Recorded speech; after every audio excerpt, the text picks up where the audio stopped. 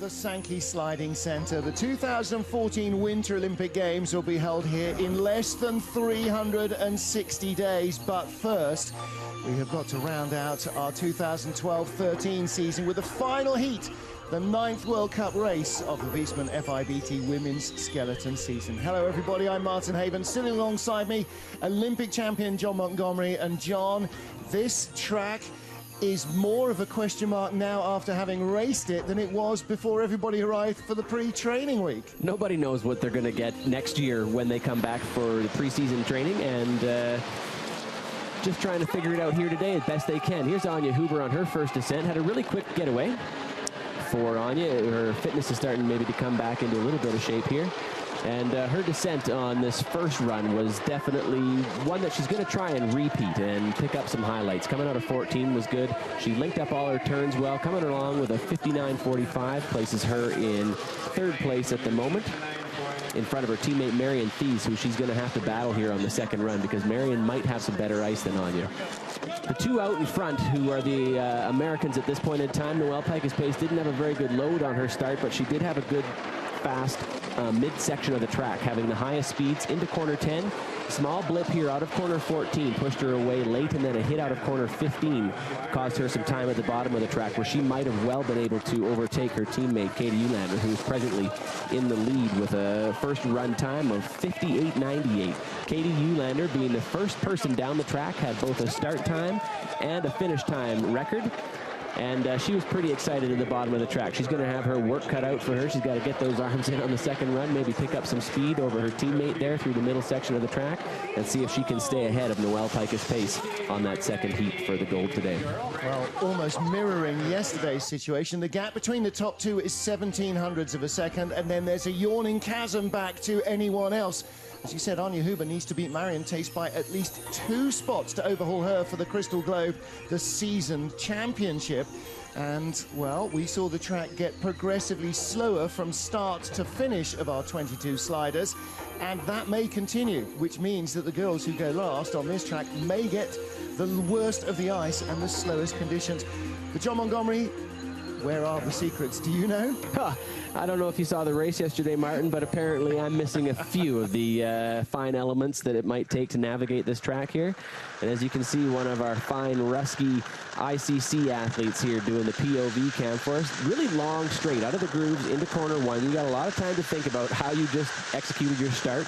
Coming into corner 2, you really want to stay on that left-hand side here, getting across over to 3, not too early so you get pushed down and away from this entrance in 4, because you don't want to get too early to 5 here. Your first downhill, uphill portion of the track, staying off that right-hand wall, coming into corner 6. It's really neat. You've got this profile where you come up and over and down into 6 here. Single oscillation corner into 7. Same kind of feature from is in 6 as we come into 9 here. You want to cross early into 10. Another downhill, uphill, 3 pressure corner, and you want to get over to 11 early so you can get down low on that first pressure and carry some height around the corner to stay off that left-hand wall. Coming in through 14. Tricky section here, staying off those walls in through 15 into your 3 right-hand corners at the bottom, 15, 16, 17. Coming through across the finish line with what you hope is better speeds than what you had in corner 10. You know you did the bottom of the track well when you get better speeds through 17. Well, listen, I know he's Canadian, but John Montgomery does know how to count, everybody. Corner 8 and 12 and 13 are basically straightaways, glorified straights, so that's why we go from 7 till 9. We can see the athletes at the top of the track warming up, and this elevated runway, 3 stories above the start area, like everything else, fully covered. Well, the fast 20 from our first heat go through into heat 2, the final one of the season, and they go in reverse order of their standing, meaning race leader Katie Ulander will be last out of the blocks. And what will she have to battle with? Well, first of all, teammate Noelle Picus-Pace, and secondly, whatever remains of the ice condition. Getting ready to start the final heat of the year. The clock is counting down from 30 to 0 for Marina Giardoni of Switzerland. Our first starter here, 20th after heat 1. She lies over a second off the lead. And we've got bigger gaps here than in any race this season by a large margin. 5:01, another fast getaway. John Montgomery, that's one strong part of her armour. Indeed, and she is 0.03 of a second slower here on her second getaway, which might be a theme that we see continuing as the athletes. I don't suppose the start got any faster because from my understanding, there was no spritz between runs here. Exiting corner 5 up to corner 6 with a bit of a drift into the corner there. Cross a little bit early into corner 7. She's not going to have as high a line as some of the other athletes there and gets pushed over early into 9. A bit of a high line off the end of 9, not crossing over into corner 10 as much as she would have liked, and definitely later than she would have hoped for into corner 11, into that uphill section of the track. Into the third uphill section of the track here from 14 into 15 here, staying off the walls. And looks like she's having a nice, decent line down into 16 and 17. Oh dear. 1:14.3 for speeds. If that's indicative of how the track has actually slowed down, we're going to see some really slower runs here on the second heat than in the first, Martin. Well, that was 0.7 of a second slower than her first run. The speed 4 kilometers an hour slower, and that's not just necessarily down to mistakes. The spritz John was talking about, explain that, John. They spray water onto the track to smooth out the imperfections a little. Smooth out the imperfections, and then if it's cold enough out, it freezes, creating a bit of a pebbling on the surface, which makes less contact surface for your runners and less friction, obviously, so you can go a little bit quicker. It tends to help the ice hold up a little. Marina Giardoni is our race leader, nevertheless, but if the track is getting slower, well, who knows? First out the start shed might have a big advantage. Next up, Nozomi Komuro. To call this a start shed is more like a start cathedral. We may have to reinvent that. It's 5 stories. Look at this enormous edifice. Nozomi from just outside Nagano in Japan. Nozomi coming back up to the World Cup Tour here to get some practice on this Olympic track in the hopes of having a better Olympic experience in 2014 than she did in 2010, where I believe she was disqualified for taking the FIBT sticker off of her sled between days when they told her to show up with no stickers. It was a little bit of confusion on her part, maybe lost in translation perhaps, and a tragic mistake which cost her an Olympic experience. 0.06 of a second up on Marina Giardoni. Now, of course, because they're going in reverse order, John, like a skiing downhill race, everybody has got a slight time advantage in their pocket, and she is opening up that on the Swiss girl. Coming through corner 10 there, getting a little bit low on that first pressure, but does a good job of navigating the final 2 to be able to get across to corner 11, barely scraping that wall on the left-hand side there between corners 11 and 14, and a small bump out of corner 15 as she gets too high, too late. Coming across, down across the finish line with 0.6 in her pocket. 1:17 speeds, much better than Maria Giardoni, coming across the finish line in 1:01.14. And again, that's 0.3 of a second slower than her first run, but the speed was closer than we saw from Marina. So perhaps just a little bit more consistency. Marina transferred from bobsledding a couple of seasons ago, whereas Nozomi has been sliding out for the better part of a decade. And John, we saw in the men's race, experience of any ice is a bonus here.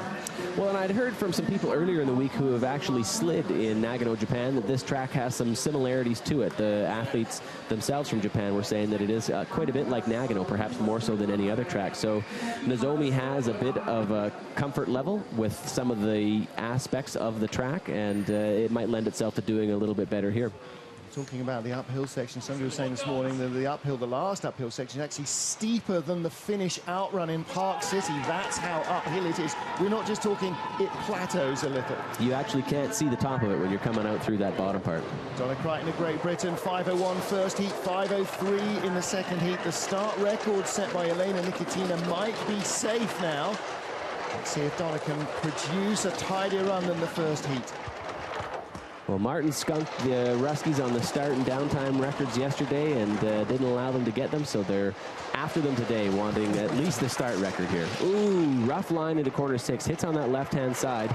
You saw the snow and ice go flying there. That's not going to help her. She's already into the red here, 0.03 of a second back going into corner 11, or excuse me, corner 9 into 10 here, bit low and high through 9. Evens it out well at the end. 1:17 kilometers an hour. She had 120 in the first heat. Bit of a drift out of corners 11 into 14. Decent line through 14 into 15 and manages to straighten it out there before she enters 16. Spoke a little bit too soon there. Drifted late into 16 after all. And again, nearly 4 kilometers an hour down on her previous speed. 61.59 slide. She had a 60.8 in the first heat, so 0.6 of a second down, almost 0.7 down on her previous run. Some of that from track, and some of that with mistakes coming in. And again, John, familiarity is what's going to help the athletes. Every minute they spend at this track sliding is going to be a bonus. Well, when things are good, it's fairly easy to go towards your game plan. But when things start to fall apart here, when she's sliding late into corner 6, you don't quite know what to do to navigate that first quick pressure here. She skids her sled, likewise through corner 10 there. A little bit low, but she does a decent job here of squashing the final 2 pressures to not cross too early into corner 11. After an interrupted training week, none of these athletes with real knowledge of the track. Next up, Cassie Haresh, the World Cup rookie season for this Canadian girl now in its final throws, but very impressive. 28-year-old from Calgary. She came off a starry America's Cup season last year where she was the champion. 4 wins, never off the podium. She really has come of age this year. 5.17 getaway. Another skid out of corner 2 into 3. She did the exact same thing on her first run, going late into corner 3. Let's see if she can piece it back together here, calm down on her sled a little bit, and keep those runners parallel and straight. Nice line into corner 6. That's exactly what you want to do. Get over that hump and low through that first pressure. High through corner 7 here. Let's see if she can stay off the entry of 9. A little bit of a bump there before 9. Subsequently high off the end and high through that first pressure in corner 10. Really letting it go, and she's going to have some trouble here at the beginning of 11. Low on the end, and then high on the end. Skid through 14, bit of a brush at the corner of 15. She pieced together a couple of the things that fell apart for her on the first run. 4/10 of a lead going into the final curve, but 1:16 for speed. She really lost some time at the bottom of the track there compared to the athletes who are behind her at this point in time, but she did have a better go, I think, on her second descent. She's always such a bright and smiley personality, and I'm sure she'll be grinning from ear to ear as well. You know, Tom, when you first have your first ever trip down a mountain, you either run away screaming or you just have to go back and get more, and she's clearly in the latter camp like you. Well, I think everybody here on the World Cup Tour after their first experience loved it. You can see her coming out of corner 11 there, skidding and drifting into corner 14, and this is where a bit of her run started to fall apart here. Double oscillation through corner 14, which I didn't think was possible until I did it myself earlier in training, and then a bit of a skiddy line through 15. I'm alive. It lives. Next up, Catherine Eustace of New Zealand. 16th after the first heat, just 0.03 of a second quicker than Cassie Haresh, and she pops out of the grooves and gets it back under control, and that perhaps is the benefit of such a long run down to the bottleneck from when you load. Definitely one of the good aspects. If you do have a bad load like Catherine did and you pop the groove, she's able to get it back and actually steer her sled and guide it without the assistance of the groove there into corner 1. Good for her. Well, again, that is calm nerves, and I'm sure her heart was racing as she saw the wall coming up to her. She yawed sideways. Anytime you know you're not in that start groove before it's done, your heart skips a beat, and Catherine's got to give herself some credit for being calm and guiding that sled really well into corner 1. Coming down the track here, 700th back now from Cassie at this point in the track, but if she can have a decent line through 14, 15, 16, and 17, she'll have an opportunity to gain it back where Cassie had some mistakes. That's where Cassie was skidding away, gave away 122 kilometers now, down to 116, 117 for the Kiwi. Is she going to get close enough? Ooh, 400. She brought it back from almost 2/10 to 400, so you can see where some time was lost for Cassie. 117.9 at the bottom of the track to 116.8 for Cassie Haresh. And just 400s away, so slips a spot at the moment. It's by no means guaranteed that everybody's going to hold their position on this track. Certainly not. Here's where things went bad to begin with. She knows that she could have had this 400ths of a margin if she would have been able to stay in those grooves here, but keeps calm, drives it well into corner 1 and avoids those bottlenecks. Sled follows the eyes down into the corner. Offers her congratulations to our race leader, Cassie Haresh. 15 sleds to go in the regular season, the last race of the year, and the pre-Olympic test event for women's skeleton. Leda Pregelena of Latvia started 5:09. This 18-year-old's in the top 10 starters in the world. And John, in a year from now, I wonder what a summer training with the Ducours brothers is going to do for her speed and her abilities. 5:08, better start for her on the second run. Having some nice lines at the top of the track here. 72.6 kilometers an hour. Definitely well within the margins of the top athletes here. 35 hundredths of an advantage going into corner 6 here with a really nice line. She was 17 hundredths up on Cassie Hiresh after the first of our 2 runs, and she's nearly doubled that now. 120.8, Cassie Hiresh 122.2, so Lelja working hard to keep the line straight and steering perhaps a little more than the Canadian did. Nice line through 14, though. She stayed off that wall, and if she can have the same type of execution here at the bottom of the track, you'll see that green numbers continue to grow, and it is 26 hundredths of a lead here, 118.3, fastest speed at the bottom of the track. Coming across the line with the fastest time so far on the second heat with a minute 82 and a 4/10 lead in the bank. She did a minute 48 in the first run, so again the speed is not there in the second heat to be found in the track. But that was a pretty neat and tidy run. Dennis Ducours, the father of Thomas and Martins, who is also the coach for the Latvians and happens to run the track at Sigulda in Latvia.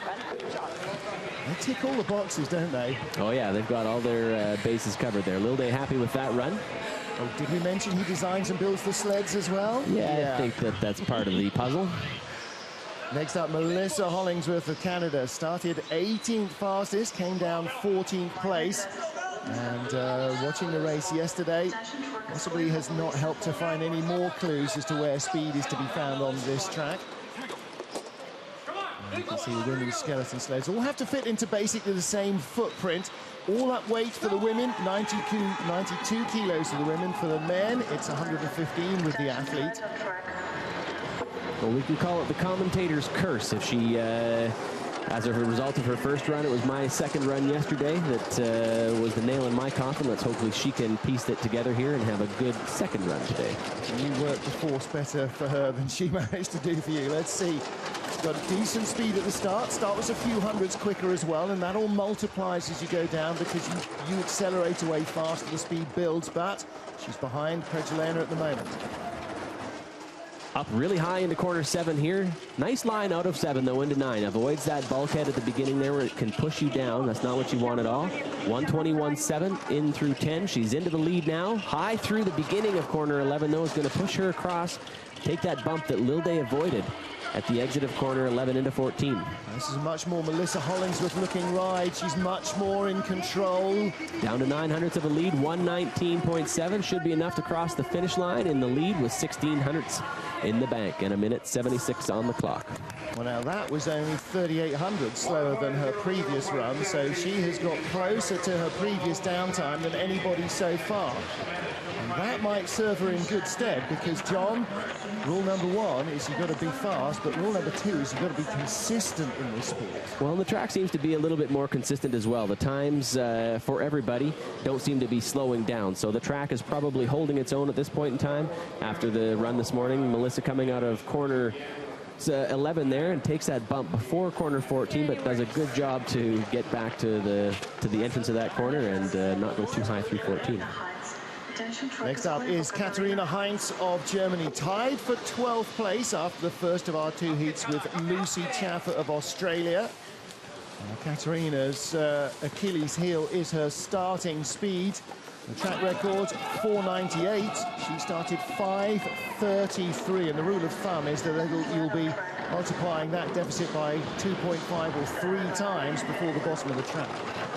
5:27, the 8th fastest getaway of the 8th slider today, so she's the slowest so far. She's going to have to slide like the Dickens to be able to pull in front of Melissa here before the bottom of the track, as she's in the red at this point in time, but only by 1/100th of a second there. The margin that she had over her was eaten up on the start here, and every athlete seems to have a section of the track that they're going to continue to struggle with here until they get a little bit better at it. And clearly it's not the middle of the track for Ms. Hines as she's pulled into the lead here. 122.4, fastest speed so far on the second descent through 9 into 10. That's impressive stuff from Katharina Heinz. Exactly the same speed on the last run. 122.2 at the bottom. Can she hang on to that? Wow, continuing to pull away, 36 hundredths of a margin there, 120.2 at the bottom of the track. Coming across the line in a minute 48, fastest run, 4/10 in the bank. Mel doesn't get any more places today, unfortunately. Melissa looking at that going, whoa, where did that come from? She went from 1300s to 23 to 36 to 4/10 up. Goodness me, really found something in that second run. Line through 10 here isn't bad. She's a little bit high early, which allows her to get into that trough, having to do a little bit more work. A bit of a small skid there on that second pressure, evening things out so she wasn't too high at the end.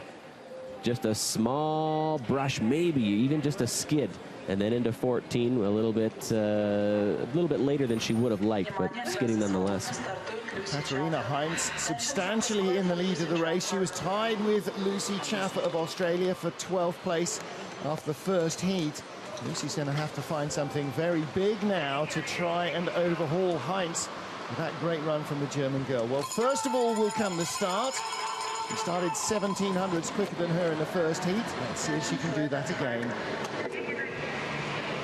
No, she's dropped a little, so that's only 600ths between them. 5:21 now. There's not going to be the kind of margin she was hoping for on the start. She's going to have to find some magic lines to be able to stay in front of Heinz. A little slower than Katharina there, 72.3 to 72.6, so she's only 500ths of a second in front. Decent line in through corner 6 here. Let's see how high she gets in corner 7. Getting off that corner and being able to stay off the entry of 9 just a little bit. Well, she's only 500ths back. That's where Katharina suddenly jumped by a quarter of a second in front. 121.7 is 7/10 slower than the German girl. And she's a 10th behind at this point. And she's going to have some blitzkrieg speed at the bottom of the track to be able to erase that 1600ths of a deficit that she's got from 15 down to the bottom line. It's not there. She's slower than the German girl, and she stays in second place. 60.6 to 60.26 are her 2 runs. Katharina Heinz, well, she breaks the tie, so she doesn't move any higher, at least 12th place for her, but Lucy Chaffer couldn't hold on in front of her. Another line through 10 here. You can see her even a little bit lower than Katharina, but doesn't allow the sled to break out on that second rise there, keeping the runners engaged with the ice the entire time. She offers her congratulations. Katharina Heinz leads from Lucy Chaffer and Melissa Hollingsworth, as the woman who was in 11th place after the first heat now comes to the ice. Shelley Rudman, 5th out the start shed. Didn't have a very convincing run. She should by rights have been in the top half dozen somewhere. 16th fastest start, so she drove herself up the order into 11th place. Well, being 5th out of the starting block on the first heat, she did have maybe some little better ice than the girls who were around the 10 mark had, so she's going to have to clean things up here on the second run if she wants to maintain her positioning. Well, she started 5:17 in the first heat, 5:20 in the second. That leaves her just 1100ths ahead of Katharina Heinz. Decent looking top section of the track, which is at this point up to corner 5 fairly minute as far as the steers that you need to do to execute your lines, and from 5 down through corner 9 and 10 is really where things get exciting. She was telling me yesterday corner 8 here is about as far as she's really got taped. From there on down, it's making it up as she goes along. And corner 8 doesn't really exist here. 122.1 speeds here through 9 to 10. There's good speeds. Bit of a skid into 14, but as long as she can straighten it out before she gets there, it shouldn't be too costly. 1200 back on Heinz. She had 120 at the bottom last time. She needs much more than that. She hasn't even got that. So not the speed in the Bromley Tech sled today that she wanted. And she drops 3 spots. Behind Lucy and Katharina at that time. Interestingly, in yesterday's race, the girls that were 12th and 11th hit the sweet spot on the track and vaulted right up, in the case of the second Canadian bobsled driver, to 6th position. Well, she's working hard here to be able to get back to the entrance of corner 14 and breaks her sled out. And this is the difference between the women's and the men's side here. Well, it is Katharina Heinz who is on the rise. She leads from Lucy Chaffer and Shelley Rudman with 10 sleds still to go here in Sochi, the final World Cup of the season.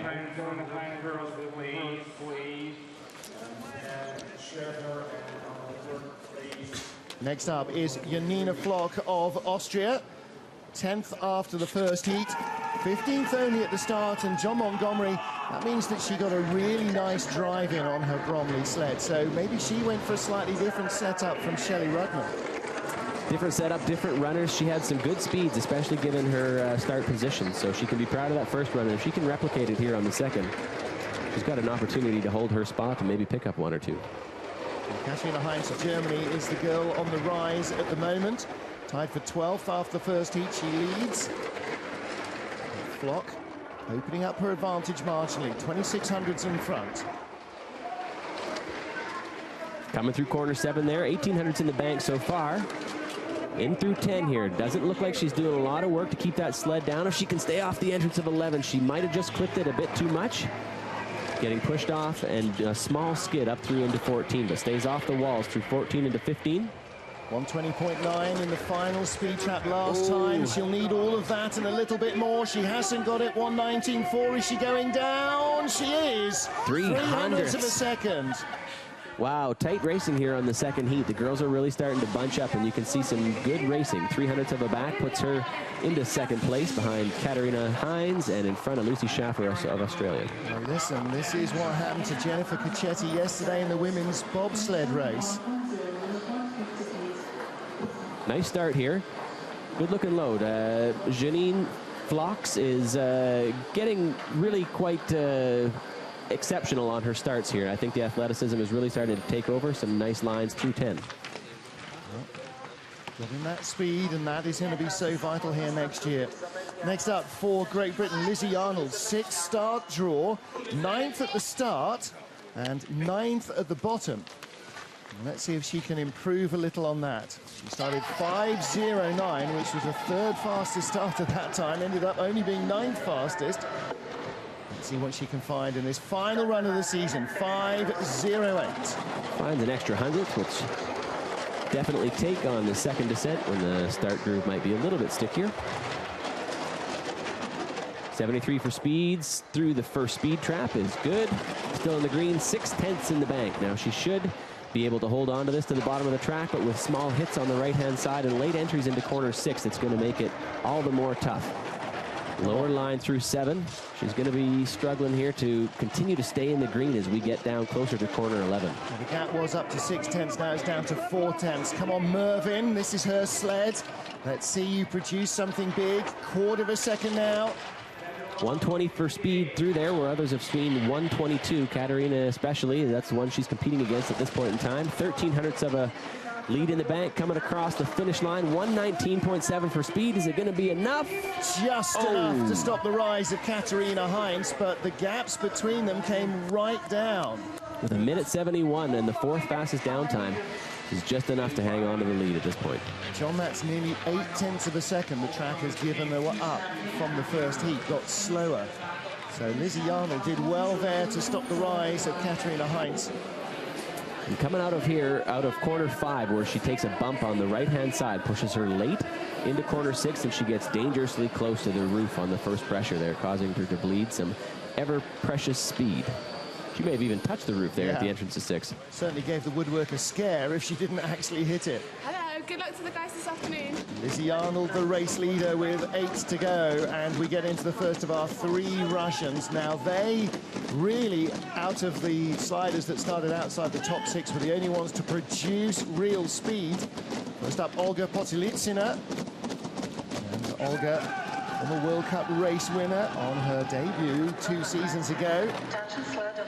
With more consistent ice, you've got 3 Russians in a row here with an opportunity to pick up some spots, I believe, over some of the athletes in front of them that may have had better ice in the first heat.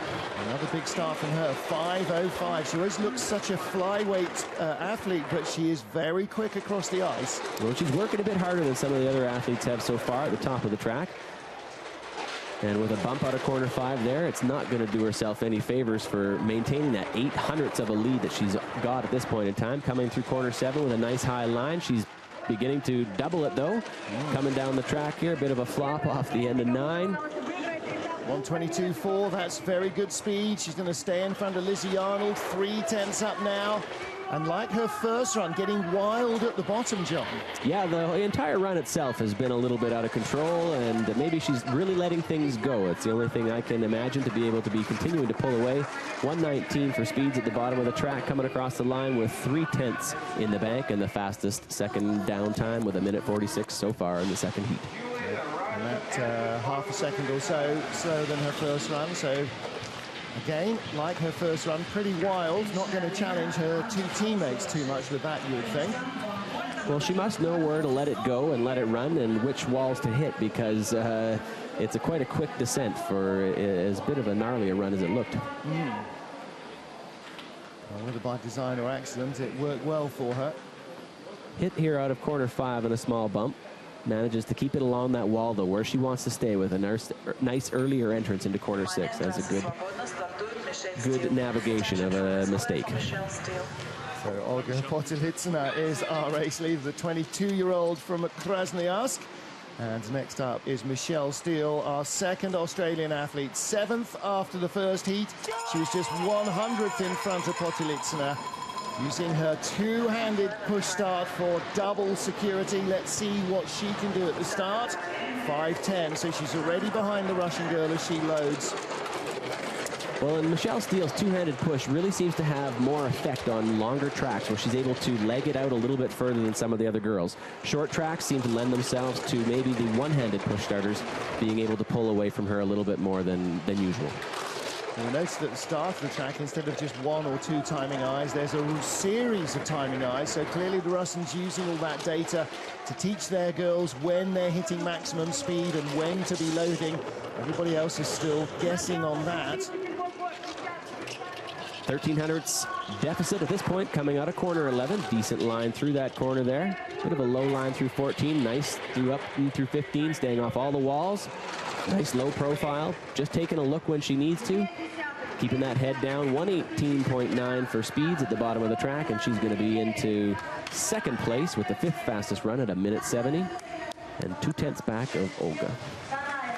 Coach Aaron Donotis applauding that run as the season ends for Michelle Steele. Won't be too long before she's headed back to Australia, to tropical Queensland. Just in time for winter.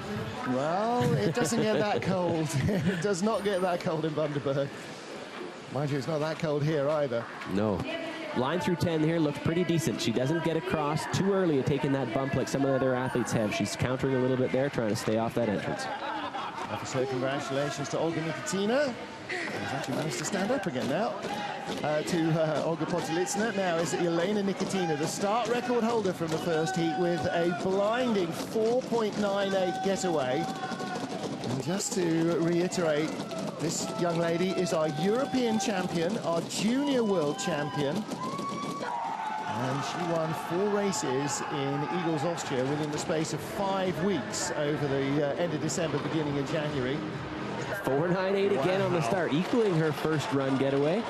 Looks exactly like Alex Trechikov. Extremely long, powerful stride. Doesn't have fast turnover, but has the range definitely to be able to accelerate over that crest. She hasn't got the wild man of the North beard, though, either.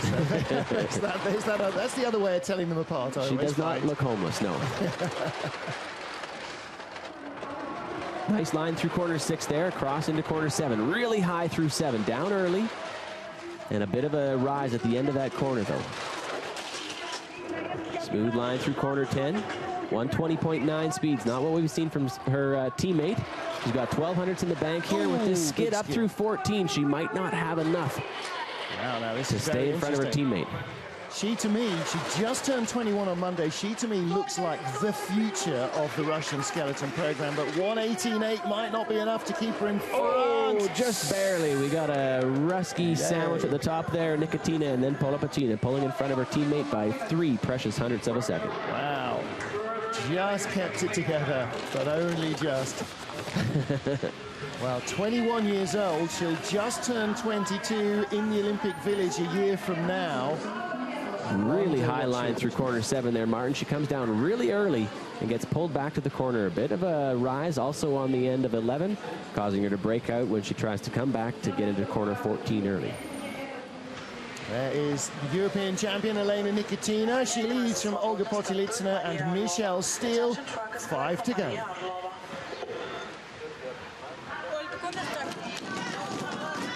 Final 5 sleds of our World Cup season in women's skeleton. Coach laying the sled down from Maria Orlova is also the sled builder. Billy Schneider sees the final Russian girl blast away. 5:06 her first start. Can she get a better run? Can she get down below 5? Very nearly 5:02. That's a huge effort. She wants to be the top Russian girl on the track no matter what the positions are. Well, let's hope she's not thinking about the same thing I'm thinking about right now, which is the fact that she has had some really inconsistent runs here this season, with one really good one and then one bad one. So let's hopefully she can put two together today. Bit of a moving around. She's moving around quite a bit more than some of her teammates and the other girls who she's trying to stay in front of, and she is back at this point in time. Silver medalist in the European Championship in Eagles behind teammate Elena Nikitina, who claimed the gold medal. 1:21.7, little faster than Nikitina, almost a full kilometre an hour, in fact. Nice line from 11 into 14. She's 1300ths of a second back right now, Martin. She's got body weight on her side. She's taller. She's heavier than the other two. 800ths of a second. She's coming. 118.2. Almost enough. 118.8 for Nikitina. Not enough. But it is Russia 1, 2, 3 at the moment. Okay, stop the clocks. Pack it up. That's it. We're done. We're done. It's a day. It's a wrap. If only. However, a season more sliding on this ice, a year more practice than anyone else on this track. They can but hope and train. Well, she only fell behind her two countrymen, so that's a good thing. Coming through corner 11 there, 10. She gets quite low on that first pressure, letting it get a little bit too low, having to do more work at the end to keep the sled flat. Next up, the battle for the Crystal Globe. The season-long campaign to win the overall title. Here is your World Cup points leader, Marion Thies. And the basic facts of the matter is, she must finish right behind or in front of Anja Huber to claim the Crystal Globe. If she drops 2 places, it goes to Huber. So for Marion Thies, this isn't just an ordinary race. It's also learning about the Olympic track, but it's also trying to win that coveted Crystal Globe. The pressure's on, and so far, it hasn't gotten to her, but we're only through quarter 2. And she started nearly a 1/10 of a second quicker, so she really knows she's got to find something, because Huber has got the speed at the start. Well, that's impressive. For her to find a 10th at the start, she's usually fairly consistent, and it's usually not the fastest, but an extra 10th at the start is going to help her cause here towards the bottom of the track. Nice high line through corner 7. Staying off that early entry into corner 9, which is going to help her get across to corner 10 here, what she needs to do. Top speed. 122.7. So far, she's got 500ths to find, and then she'll be in the lead. Nice, decent line through corners 11 into 14, staying off the walls up into 15, which is crucial. Can she cut 120 kilometers an hour? She's Look found at this. Here she comes. 10ths already. Wow, 121.5. That's insane. Nobody's been quicker than 119. Wow, she takes the lead by a big margin. Double thumbs up from Jens Muller, and that could mean that she will become the World Cup champion, but she can't decide it. She's looking for some sort of confirmation. She's kept her spot. Yeah. A little late on the coach's part there, but she got it. She knows she's got it. He was playing with it. He was just making her wait. Yeah. So now it's down to Anja Huber, the next girl on the ice. She needs to pick up a place, because Marion Thies held her position and her nerve. Look how bouncy that start groove is. Yeah, that start spur is a little bit wiggly, but today, fortunately for the ladies, it's been spitting them out fairly straight into corner 1. Wow, you may be looking at your World Cup champion right now. It's down to this girl. Anja Huber has basically got to go 3/10 of a second quicker than her first run to overhaul Noelle Piker's pace, or have Piker's pace make a mistake and give her the position if she's to win the World Cup crown. First off, first start 5:08. Can she go quicker again? 5:05. Good looking start there. 48.4 for start speeds coming out of the spur. Decent lines here at the top of the track. Well, she, like Marion Thies, a former World Cup champion and a former world champion. Now she's got 5/10 here, but that bump into corner 6 definitely is going to cause her to bleed a little bit of that margin that she's already got, that she's trying desperately to hang on to, down to 4/10. Let's see if the track is going to be long enough or short enough for her case to hang on to this lead. 1:21.9, nearly a kilometre an hour slower than Marion Thies. Marion's never good in the first 10 corners. It's always in the last few that she finds more speed than almost anyone else. The gap's down from half to a quarter of a second. Surely that's enough. 1:20.2, that is enough, isn't it? She stays in front, but now it is out of her hands whether or not Marion Thies or Anya Huber becomes the World Cup champion. They have thrown their hats into the ring. Now, she is celebrating. I don't think one place is enough. If they're third and fourth, let me just check on the maths. Third is 200 points. Fourth is 192. That's only 8 points difference. Well, what she did do here was exactly what she had to do. And short of this small hit coming out of corner 5, she really executed well here and had a really beautiful looking run. Almost a better line through 11 to 14 and a really nice looking bottom of the track and the fastest second down time. Well, the German girls are first and second. Just our last 2 sliders to come from the USA. Now, these girls were a long way in front of anyone else on her husband's own design New Quest sled. Noelle Piker's pace. Blassos in 5:18 off a 5:25 first heat. This is not about holding back the Germans, is it? This is about trying to win here. Indeed. Winning the test event is always a good sign as to who's going to be the victor next year. Who won the test event in... You? I did before 2010. Duff Gibson did before 2006, but I don't think Marion Thies did obviously repeat when she won in Whistler in 2009. 1:23.8. Wow. Look at that speed, my That is goodness. ridiculous. She is just blowing them out of the water and throwing down a massive gauntlet for the final girl, Katie Eulander. This is like the men's race, a 2-horse contest. 1:22.6 at the bottom. Insane speed from Noelle Piker's pace. No indication from anyone else that those speeds were even remotely available. 59.76 slides. She takes the lead. Is it enough? Again, she has done what she can do like Marion Thies. It remains for somebody else to make the final decision. Like Super Mario Brothers, she hit a time warp somewhere because she found speed that's just not available to other human beings on this track. Wow. Yeah. Oh, look, the glitter's back as well. Yeah, shines bright like a diamond. Stick to sliding. Katie Eulander. Couldn't carry a tune in a bucket. Yeah, Katie Eulander, the final slider of the season. Can she become the only 3-time winner this season? She was the first to win 2 races, and she could become our 3-time winner. The American could also jump to 3rd place in the standings. If she finishes first or second, she'll vault Lizzie Arnold and the absent Sarah Reed. A little hesitant perhaps out of the blocks. She started 5:12 in the first heat. Gets pulled a little bit right, but navigates it really well, going into corner 1 just where she wants to. There were 1700s between them. She starts 900s quicker than Noelle Piker's pace. 2600s is the gap. Nice looking lines here at the top of the track, doing what she's got to do to get it done. 3/10 in the bank at this point in time, but that's not where Noelle really pulls away from the field. We're at the bottom of the track where she had crazy speeds. Well, now, one thing that I thought about Katie's first run is that she was basically straight down the middle of the track almost any time you saw her, and she's doing exactly the same again. 1:22.5, that's the kind of speed she needs to stay in front of Noelle at this point in time.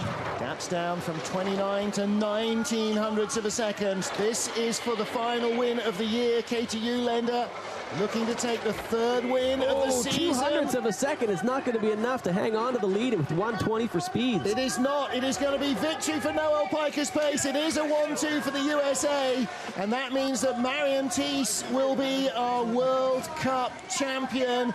But Katie Eulander could not hang on in front of Noelle Piker's pace.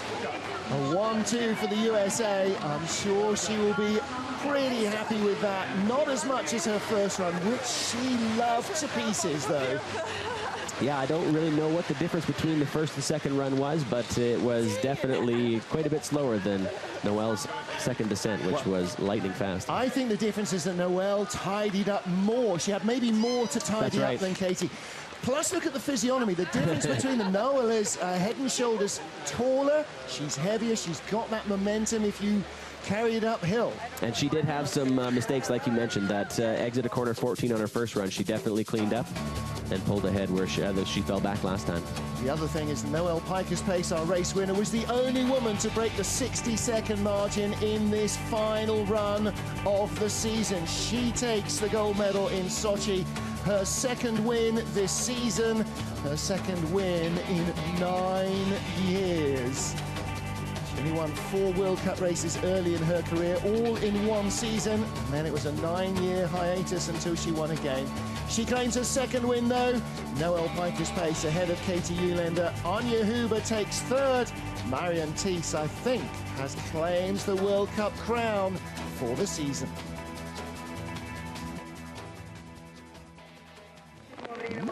Yeah.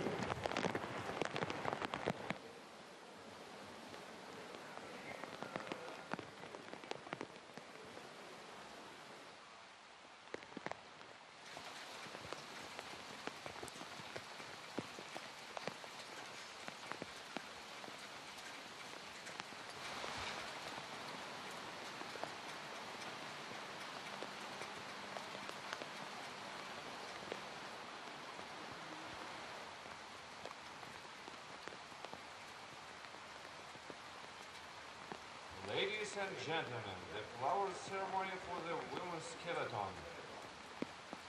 Дамы и господа, цветочная церемония женщины-скелетон.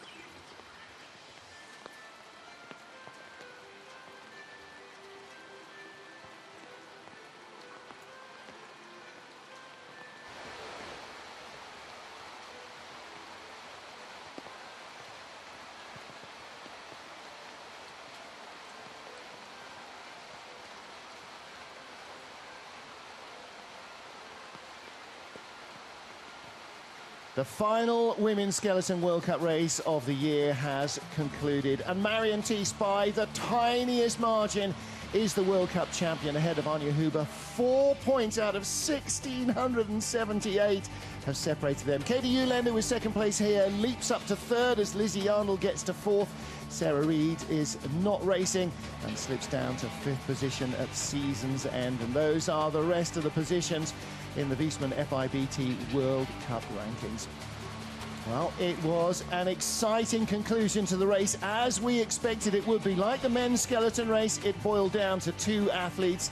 In this case, there were no Russians present. It was 2 Americans.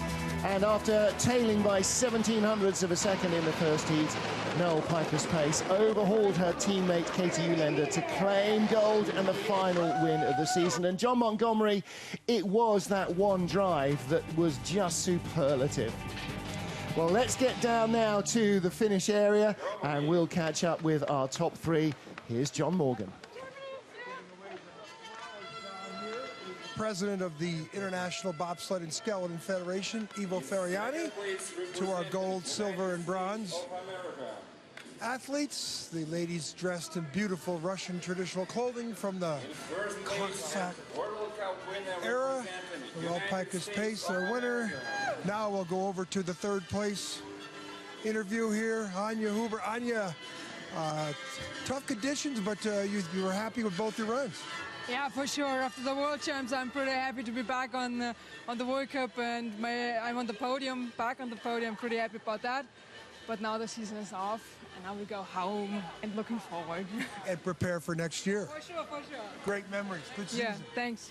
Now over to Katie Uhlaender, the first of 2 Americans. Katie, two pretty good runs down the track. Yeah, you were really happy with your first run. Yeah, the first run I nailed it. Second run I just missed my drive in 11, and I knew that it was going to be tough to catch Noelle after that because I know she had a solid second run. So, but you know, USA won too. What better could it be? And I got the track record. What a great memories for you going into the Sochi Games. Congratulations on a fantastic season. Noelle, first run you had a few problems down there in 14. You cleaned it up in the second run. Did you think you were that fast?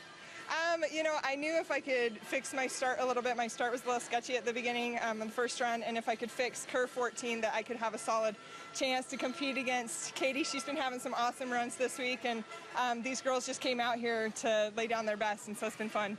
Well, great memories you got going into the Olympics next year. USA! Woo! All right, now we can do it. Now we can do it!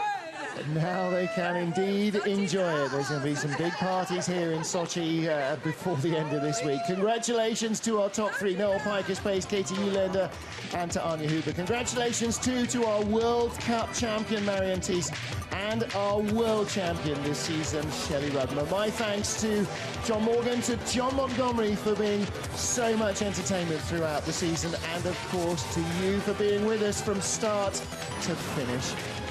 On behalf of everybody here in Sochi, I'm Martin Haven saying thank you, and we will see you next season